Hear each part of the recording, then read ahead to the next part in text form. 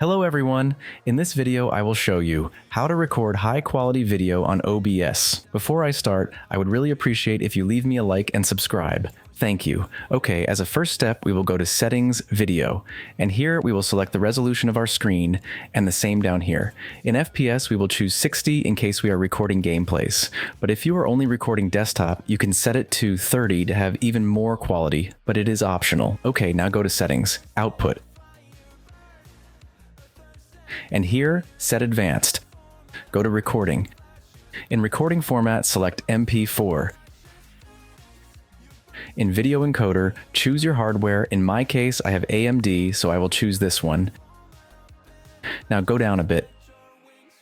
In bitrate, set it to 10.000, and if you want more warmth, set it to 16.000. But in case your PC is good, set CQP in rate control. Then, here set 18. And here too. Apply.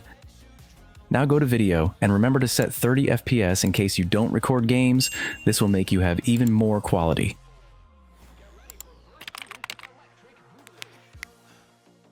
Now go here and select Game Capture in case you want to record games and Display Capture in case you want to record the desktop.